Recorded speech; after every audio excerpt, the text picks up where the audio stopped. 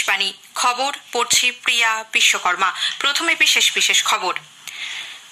সংসদ ভবনে নিরাপত্তা ইস্যুতে লোকসভা ও রাজ্যসভা আজ উত্তাল হয়ে ওঠে। উভয় সভাই দিনের মতো মুলতুবি হয়ে গেছে। সংসদে উচ্ছৃঙ্খল আচরণের অভিযোগে উভয় সভার 15 জন সাংসদকে শীতকালীন অধিবেশনের বাদবাকি সময়ের জন্য সাসপেন্ড করা হয়েছে। রাষ্ট্রপতি জাতীয় শক্তি সংরক্ষণ, জাতীয় শক্তি সাশ্রয় ও উদ্ভাবন পুরস্কার প্রদান করেছেন। নতুন দিল্লিতে আজ ভারত আসিয়ান মিলেট উৎসব শুরু হয়েছে। রাষ্ট্রসংঘের ভারতের স্থায়ী প্রতিনিধি রুচিরা কম্বোজ বলেছেন, G20-র স্থায়ী সদস্য হিসেবে আফ্রিকান ইউনিয়নের অন্তর্ভুক্তি নিরাপত্তা পরিষদকে আরও প্রাসঙ্গিক করে তুলতে রাষ্ট্রসংঘকে উদ্বুদ্ধ করবে। জোহানেসবার্গে আজ চলতি T20 ক্রিকেট সিরিজের শেষ ম্যাচে ভারত দক্ষিণ আফ্রিকার মুখোমুখি হবে। আসছে বিস্তারিত খবরে। সংসদ ভবনের নিরাপত্তা ইস্যুতে বিরোধীদের হইহট্টগোলের জেরে লোকসভা ও রাজ্যসভার কাজকর্ম আজ দফায় দফায় ব্যাহত হয়।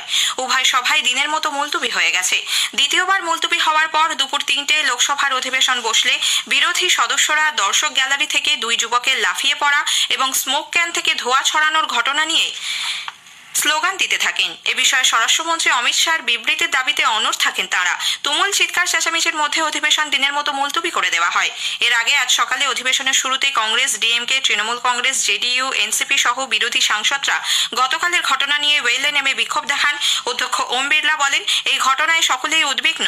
সংসদের নিরাপত্তার বিষয়টি দেখভালের দায়িত্ব লোকসভার সচিবালয়ের। সরকার এ বিষয়ে হস্তক্ষেপ করে না। প্রতিরক্ষা মন্ত্রী রাজনাথ সিং বলেন, এই বিষয়টি অত্যন্ত সংবেদনশীল। সংসদ বিষয়ক মন্ত্রী প্রহ্লাদ যোশী জানান, সংসদের নিরাপত্তা ব্যবস্থাকে শক্তিশালী করার জন্য অধ্যক্ষ ওম বিড়লা বিভিন্ন দলের নেতৃবৃন্দের সঙ্গে বৈঠক করেছেন। বারংবার অনুরোধ সত্ত্বেও পরিস্থিতি একই রকম থাকায় অধিবেশন প্রথমে দুপুর 2টো এবং পরে দুপুর 3টে পর্যন্ত মুলতুবি করে দেন অধ্যক্ষ। রাজ্যসভাতেও একই চিত্র নজরে আসে। 5বার মুলতুবি হওয়ার পর বিকেল 4টায় অধিবেশন বসলে কংগ্রেস, তৃণমূল কংগ্রেস, ডিএমকে, আরজেডি, শিবসেনা সহ অন্যান্য বিরোধী দলের সদস্যরা সুরক্ষা ভঙ্গের ইস্যুতে সোচ্চার হন। এই ঘটনা নিয়ে স্বরাষ্ট্রমন্ত্রীর বিবৃতির দাবি করেন তারা। হইহট্টগোল অব্যাহত থাকায় সভার কাজ দিনের মতো মুলতুবি হয়ে যায়। এদিকে হইহট্টগোলের সময় উচ্ছৃঙ্খল আচরণের অভিযোগে উভয় সভার 15 জন সাংসদকে শীতকালীন অধিবেশনের বাদবাকি সময়ের জন্য সাসপেন্ড করা হয়েছে। এর মধ্যে রয়েছেন রাজ্যসভার তৃণমূল কংগ্রেস সাংসদ ডেরেক ওব্রায়েন এবং লোকসভায় কংগ্রেসের 9, সিপিআইএম ও ডিএমকে-র 2 জন করে এবং সিপিআই-এর 1 জন সদস্য। প্রথমবার মুলতুবি হবার পর দুপুর 12টায় রাজ্যসভার অধিবেশন আবার শুরু হলে সাংসদ ডেরেক ওব্রায়েনের বিরুদ্ধে চেয়ারম্যানের নির্দেশ অমান্য করা এবং আচরণের গুরুতর বিচ্যুতির অভিযোগ করেন চেয়ারম্যান জগদীপ ধনখড়।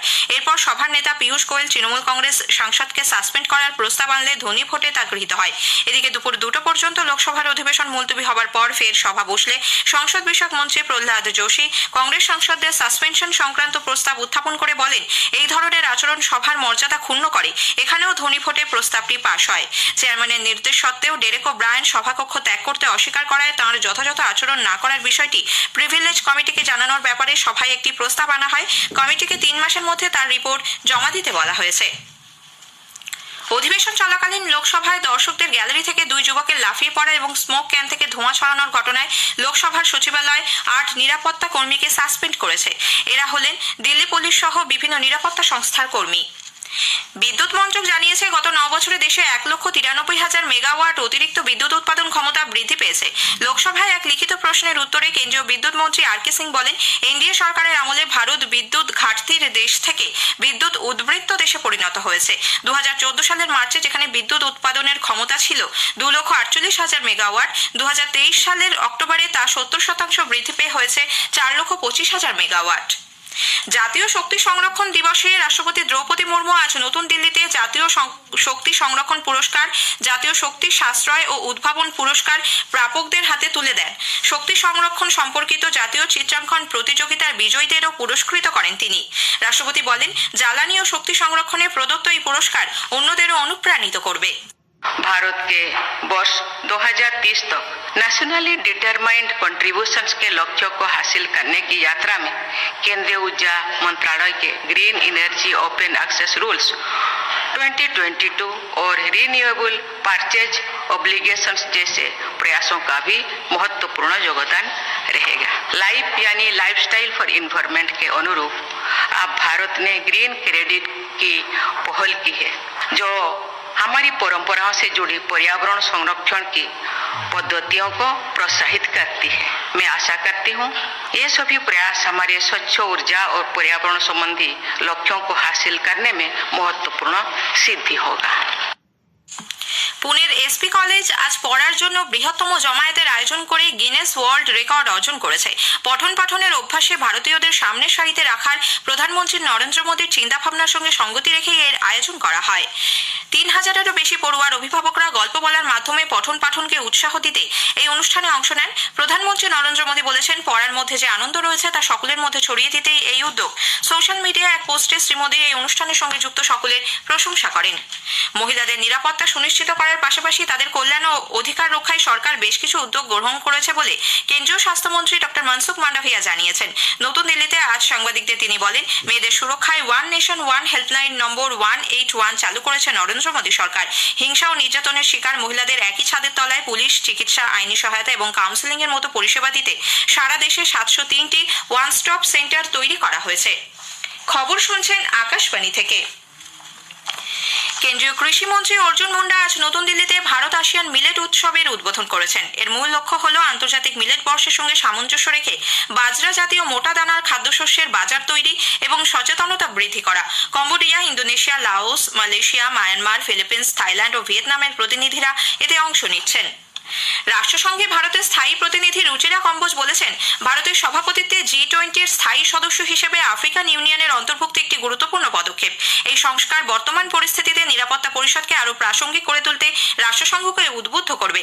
নিরাপত্তা পরিষদের সংস্কার সংক্রান্ত আন্তঃসরকারি আলোচনায় যোগ দিয়ে তিনি বলেন, Our collective failure to make concrete progress on the issue of Security Council reform at this critical juncture will be interpreted as an attempt towards the preservation of the failed status quo, the brunt of which is borne by real people around the world who are grappling with real threats, both existing and emerging. In this scenario, we do not see how an IGN, which cannot even prepare an accurate reflection of its discussions, can produce a credible input for the summit of the future. Bharat ও বতসোয়ানার বিদেশ দপ্তরের চতুর্থ পর্যায়ের আলোচনা অনুষ্ঠিত হয়েছে। সে দেশের রাজধানী গাবোরনে উভয় দেশের প্রতিনিধি দল রাজনৈতিক উন্নয়ন, অংশীদারিত্ব, বাণিজ্য, বিনিয়োগ সংক্রান্ত দ্বিপাক্ষিক সম্পর্কের বিভিন্ন দিক পর্যালোচনা করেন। কৃষি, প্রতিরক্ষা, স্বাস্থ্য, শিল্প, সংস্কৃতি এবং জ্বালানির মতো ক্ষেত্রগুলিতে পারস্পরিক সহযোগিতা বিষয়ে তাদের মধ্যে আলোচনা হয়েছে। বিদেশ মন্ত্রক এক বিবৃতিতে জানিয়েছে, দুদেশের জনগণের কল্যাণে এবং পারস্পরিক স্বার্থ সংশ্লিষ্ট আঞ্চলিক ও বহুপাক্ষিক বিষয়গুলি নিয়ে একযোগে কাজ করতে সম্মত হয়েছেন তারা। দেশের বাইরে যারা কাজ করতে যান তাদের জন্য বিশেষ পরামর্শ জারি করেছে বিদেশ মন্ত্রক। মন্ত্রক জানিয়েছে, বিদেশে কাজ দেওয়ার নাম করে বহু ভুয়ো সংস্থা মানুষকে প্রতারিত করে। এক্ষেত্রে নিবন্ধিত নিয়োগ সংস্থাগুলির বিজ্ঞাপন দেখেই আবেদন করা উচিত। এই সব সংস্থাগুলিকে বিজ্ঞাপন দেওয়ার সময় নিজেদের লাইসেন্স নম্বর প্রকাশ করার নির্দেশ দেওয়া হয়েছে। অভিবাসী শ্রমিকরা যে দেশে কাজ করতে যাবেন সেখানকার পরিস্থিতি সম্পর্কে তাদের ওয়াকিবহাল থাকতে হবে। সংশ্লিষ্ট দেশের ভারতীয় দূতাবাসে কমিউনিটি ওয়েলফেয়ার উইংয়ের বিভিন্ন কর্মশালায় যোগদান করার পরামর্শ দেওয়া হয়েছে। উত্তরপ্রদেশের মথুরায় শ্রীকৃষ্ণ জন্মভূমি মন্দির সংলগ্ন শাহী ঈদগাহ প্রাঙ্গণে আদালতের তত্ত্বাবধানে সমীক্ষার অনুমতি দিয়েছে এলাহাবাদ হাইকোর্ট। সমীক্ষার কাজে তদারকির জন্য একজন অ্যাডভোকেট কমিশনার নিয়োগে সম্মতি দিয়েছে আদালত। 18 ডিসেম্বর মামলার পরবর্তী শুনানির দিন সমীক্ষার পদ্ধতি নিয়ে আলোচনা করা হবে। প্রধানমন্ত্রী নরেন্দ্র মোদী কাশী বিশ্বনাথ করিডোরের দ্বিতীয় বার্ষিকী উদযাপন করেছেন। সামাজিক মাধ্যম মাই গভ ইন্ডিয়ায় একটি পোস্ট সকলের সঙ্গে ভাগ করে নিয়ে প্রধানমন্ত্রী বলেছেন, কাশী সমৃদ্ধ জনপদ হিসেবে তার পরিচিতি অব্যাহত রাখবে। এই শহর পরিকাঠামো, সংস্কৃতি, পর্যটন, ব্যবসা বাণিজ্য, উদ্ভাবন সহ প্রতিটি ক্ষেত্রে উন্নয়নের এক নতুন উচ্চতায় পৌঁছেছে। জোহানেসবার্গে আজ চলতি টি-20 ক্রিকেট সিরিজের শেষ ম্যাচে ভারত ও দক্ষিণ আফ্রিকার মুখোমুখি হবে। খেলা শুরু হবে রাত 8:30টায়। নাভি মুম্বাইয়ের ডক্টর DY পাটিল স্পোর্টস একাডেমিতে আজ মহিলাদের একমাত্র টেস্টের প্রথম দিনের শেষে ভারত ইংল্যান্ডের বিরুদ্ধে প্রথম ইনিংসে 7 উইকেটে 410 রান করেছে। টসে জিতে ভারত প্রথমে ব্যাট করার সিদ্ধান্ত নেয়। সতীশ শুভা 69, জেমাইমা রড্রিগেজ 68 রান করেন। কলকাতা নাইট রাইডার্স শ্রেয়াস আইয়ারকে আইপিএল এর আগামী মরশুমের জন্য দলের অধিনায়ক হিসেবে ঘোষণা করেছে। শেষ মরশুমে দলের অধিনায়ক নীতিশ রানা সহ অধিনায়কের দায়িত্বে থাকছেন। শেষ করার আগে খবরের বিশেষ কিছু অংশ আরও একবার। সংসদ ভবনে নিরাপত্তা ইস্যুতে লোকসভা ও রাজ্যসভা আজ উত্তাল হয়ে ওঠে। উভয় সভায় দিনের মতো মুলতুবি হয়ে গেছে। সংসদে উচ্ছৃঙ্খল আচরণের অভিযোগে উভয় সভার 15 জন সাংসদকে শীতকালীন অধিবেশনের বাদবাকি সময়ের জন্য সাসপেন্ড করা হয়েছে। খবর শেষ হলো।